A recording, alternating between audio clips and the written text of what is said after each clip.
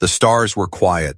In the endless black of space, a giant alien armada drifted without power. Hundreds of warships stood frozen, their engines silent, their lights dead, their weapons useless. They had once been the pride of their empire, feared across the galaxy. But now, they were nothing more than stranded hulks. The aliens inside grew restless. Food supplies were shrinking, water was running out, and morale was breaking.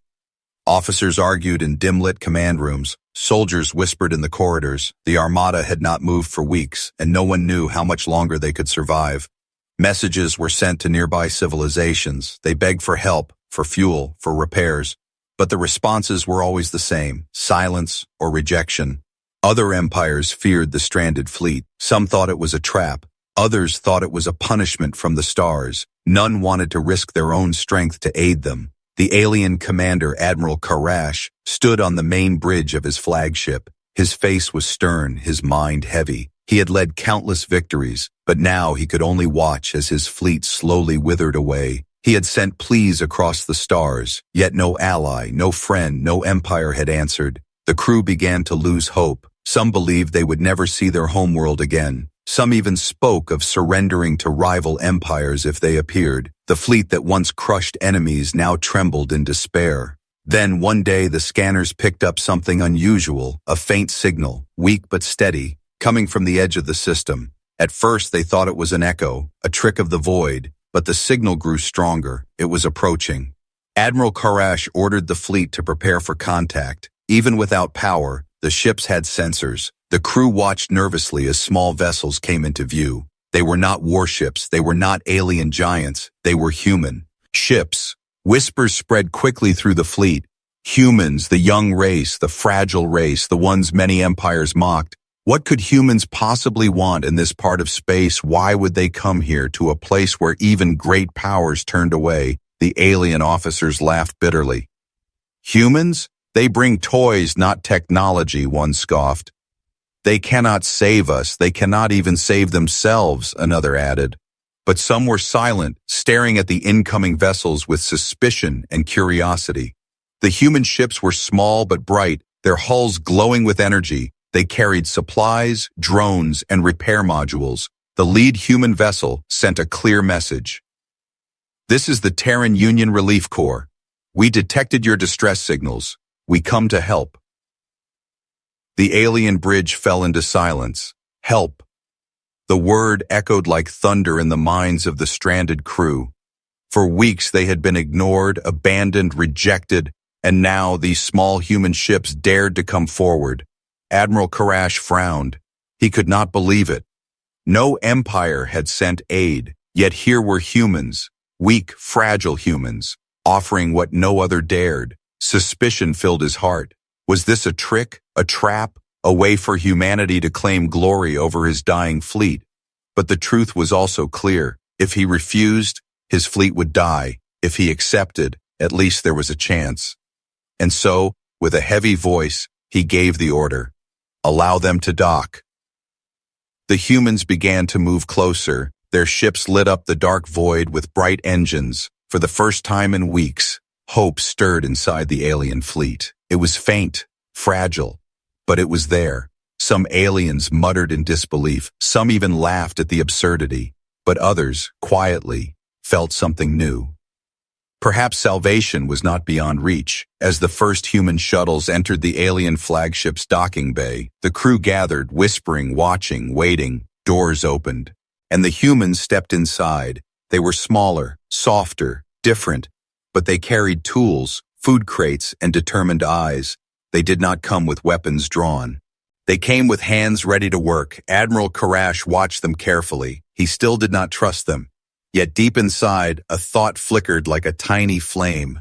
Maybe, just maybe, these fragile humans could do what others would not. The silent Armada, once forgotten, now had visitors. The first step of rescue had begun, but with rescue came danger. No one knew if this decision would save the fleet or destroy it completely. The docking bay of the alien flagship was tense. Hundreds of alien eyes watched as the human engineers and officers stepped onto the steel floor. They were smaller in size, fragile compared to towering alien soldiers. Yet they walked with calm confidence, carrying tools and supplies as if they belonged there. The aliens whispered in disbelief. Some hissed insults under their breath, calling humans weak, reckless, or foolish. Others narrowed their eyes, waiting for the first sign of betrayal, for in their history, no empire ever gave help without a price. Admiral Karish stood at the edge of the bay, his arms crossed, his face sharp. He studied the humans closely. He expected arrogance, expected demands, expected the same hunger for power he had seen in other species. But what he saw was different. The humans bowed slightly and introduced themselves, not as conquerors, not as rulers, but as helpers. "This is the Terran Union Relief Corps," their leader said, his voice steady. "We come to repair, to restore, to keep you alive." The words struck the aliens like thunder: repair, restore, alive. No empire had used those words. Others saw the stranded Armada as prey, but humans spoke like allies. Still, suspicion ran deep. Commander Vera, Karash's second-in-command, whispered sharply, "Admiral, they are too calm, too willing. This must be a trick." But Karash only nodded slowly. "We will watch them," he said. "If they lie, they will reveal themselves so. On enough." The humans wasted no time. Within hours, they spread across the crippled fleet. Their engineers crawled through broken corridors, repairing life support systems. Their drones buzzed in the air, scanning power conduits and energy cores. Crates of food and water were unloaded, shared freely among starving soldiers, and everywhere they went, the humans left behind something strange: hope. The alien soldiers began to whisper a new word. Terrans, they called them. At first the word was spoken with mockery, but soon it carried curiosity, and then respect. But not everyone welcomed them. In the shadows of the fleet, anger burned. A secret voice whispered to alien officers who despised humanity's presence. "They will take control of us," the voice hissed. "They come not to save us, but to enslave us." And in that darkness, a saboteur was born. While humans worked tirelessly, someone planted traps. Power relays suddenly failed where humans had just repaired them. Food shipments went missing before reaching hungry soldiers. Alarms blared in empty corridors, and every failure seemed to happen near human crews. The suspicion grew again. Commander Vera pointed at the evidence. "Admiral, can you not see? They sabotage us. They want us to depend on them forever." The alien officers shouted in agreement. Karash remained silent, his eyes heavy with doubt. He did not want to believe the humans guilty, but the signs were strong. Meanwhile, aboard their own small vessels, the humans felt the tension. Their leader, Captain Elias, knew they were being watched. He gathered his engineers and spoke in a low voice.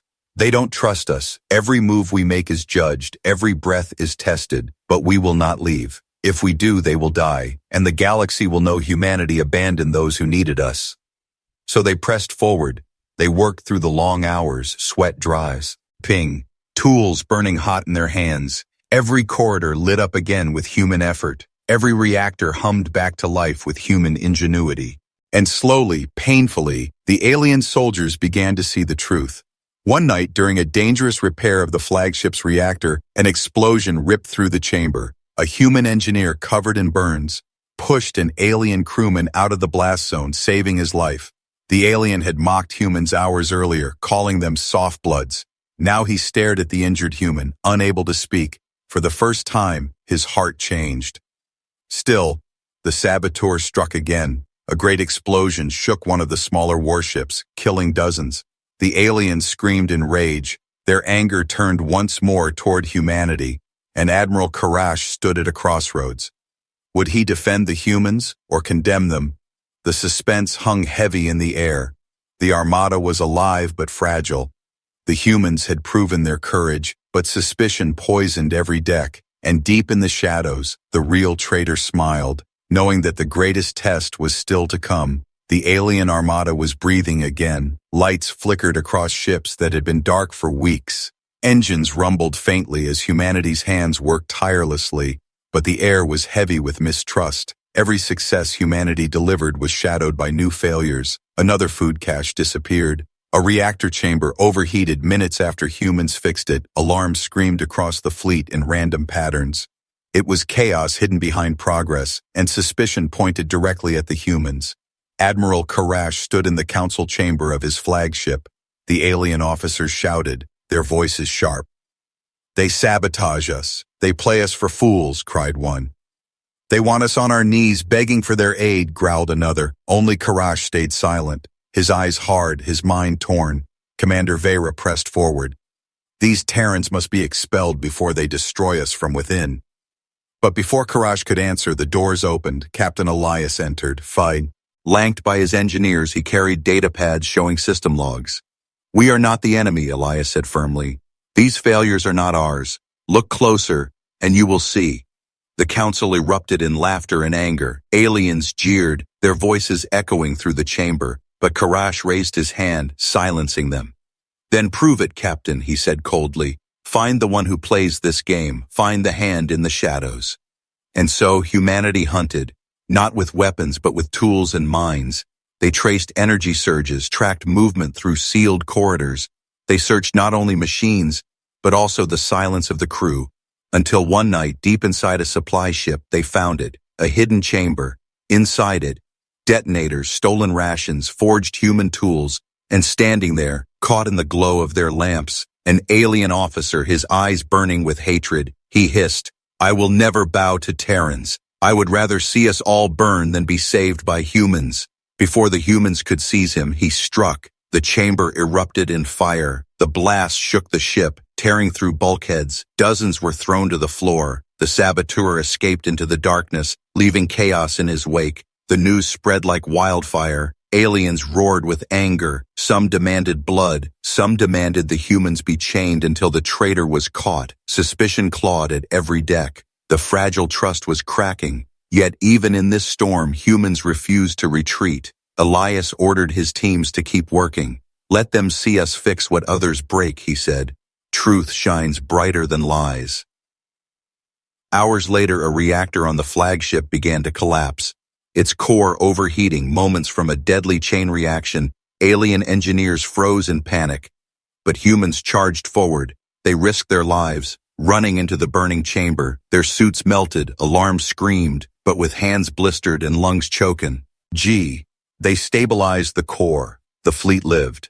Admiral Karash watched from the command bridge. He saw humans stagger out of the reactor chamber, covered in burns.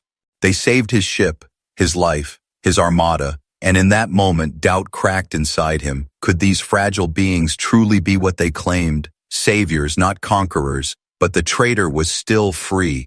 He moved in shadows, planning his greatest strike, and in the dark edges of the fleet, other enemies watched. Rival empires had seen the distress signals too. Now they saw something else. Human ships among the alien armada, and they did not like what they saw. The galaxy was beginning to stir. Humanity's rescue was no longer a secret, and soon the price of their courage would be tested in fire. The Armada was alive again, but not safe. The humans had proven their courage, yet suspicion lingered. The saboteur was still free, moving like a shadow in the dark halls, and outside the system, rival empires had begun to move. Ships whispered through the void, watching, waiting, plotting. Inside the fleet, something unexpected was happening. Alien soldiers, once hostile, now watched humans differently. They saw Terrans crawling through vents, welding with bare hands, sweating as they worked. They saw humans carrying heavy crates side by side with towering aliens, and they saw something no empire had shown them before: sacrifice without demand. One evening in a shattered corridor, a fuel line burst. Flames roared through the passage, threatening to consume the deck. Alien warriors froze, unsure whether to retreat or fight the fire. But a human leapt forward, sealing the breach with his own scorched arm. The fire died, but the human collapsed. Aliens rushed to his side, stunned. "He gave his body. For us," one whispered in disbelief. Whispers spread across the fleet. The word Terran no longer sounded like mockery. It began to sound like respect. Admiral Karash saw the change. He did not admit it aloud, but inside his heart shifted. Perhaps these humans were not weak. Perhaps they were something more. But even as trust grew, danger thickened. The saboteur struck again, this time planting false evidence. Human tools were found near destroyed systems. Data pads with Terran codes appeared in restricted zones. Alien officers stormed into Karash's chamber, their voices furious. "They are liars, they are deceivers. We must expel them now." Karash clenched his fists. Doubt poisoned his mind once again, but before he could decide, alarms blared across the fleet. Enemy ships had entered the system. Not one, not two, but dozens. A rival empire had arrived, drawn by the scent of weakness. The alien armada, barely repaired, was about to face annihilation. Panic swept the stranded fleet. Engines were half alive, weapons only partially restored. They were no match for a fresh enemy force. Some shouted to abandon hope, others demanded humanity flee, but the Terrans refused. Captain Elias stood on the bridge, his voice steady. "We did not come to run. We came to save. If you fall, we fall with you." The aliens stared in silence. No empire had ever spoken those words, not even their own allies. And in that silence, something powerful was born, a bond forged not by fear, but by fire. As enemy ships closed in, the saboteur moved again. He sought to cripple the humans, to destroy their credibility forever. But he did not realize the eyes of the fleet were now sharper. Alien soldiers began to watch their own. The seeds of betrayal were about to be exposed. The enemy fleet prepared for attack. Weapons glowed, engines roared. The stranded armada trembled, and in the middle of it all, small human ships took position, their hulls shining like sparks against the darkness. The galaxy was about to witness something it had never seen before. Humanity standing unbroken beside giants. The enemy fleet closed in like wolves circling wounded prey. Their weapons glow. "Ed," their voices echoed across comms with cruel laughter. "The great armada lies broken. It will die here, forgotten," they sneered. Inside the alien flagship, panic boiled. The officers shouted for defenses, for shields, for weapons. But their systems were still weak. Engines coughed, cannons sputtered, shields flickered like dying stars. They were not ready for war. Then came the worst blow. A sudden explosion ripped through one of the supply ships. Fire roared. Airlocks failed. Dozens were killed. The alarm screamed across the fleet, and when the smoke cleared, the evidence was clear. Human tools, human codes, human marks. The council of officers roared with fury. "They betrayed us," voices thundered. "They weakened us for the enemy to strike." Commander Vera slammed his fist on the table. "Admiral, you must act. You must chain them now." The humans stood silently, their faces pale but firm. Captain Elias stepped forward, his voice steady, even as soldiers glared. "We did not do this.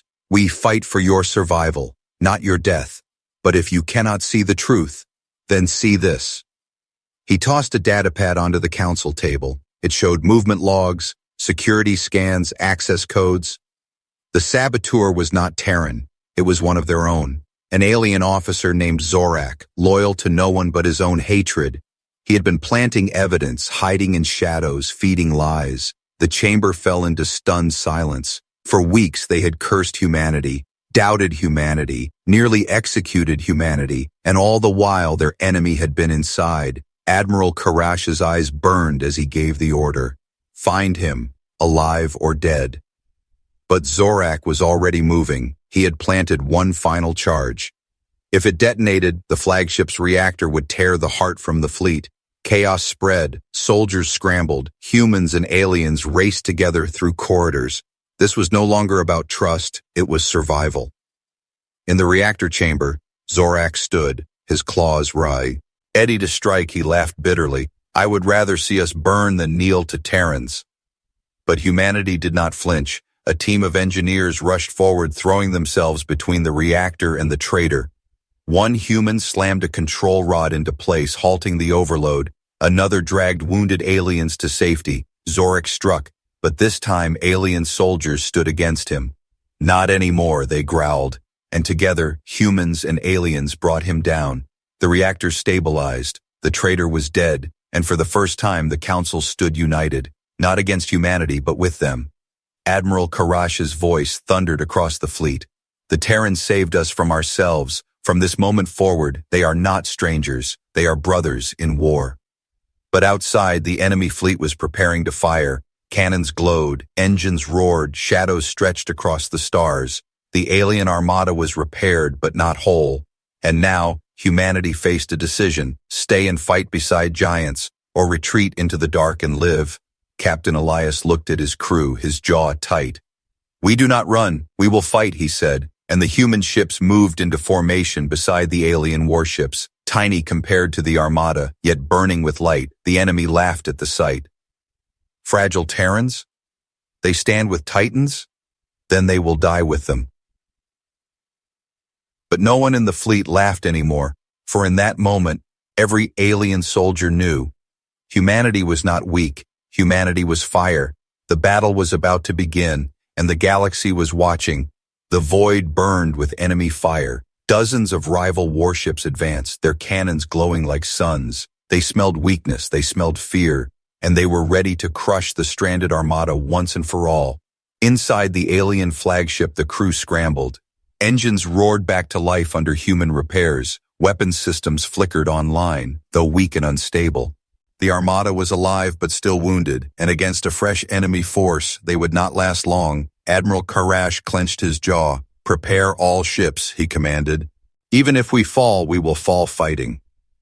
The aliens roared in agreement, but then their eyes turned to the humans. Would they run? Would they hide? Would they leave? Instead, the Terrans moved forward. Their tiny ships slid into formation beside alien giants.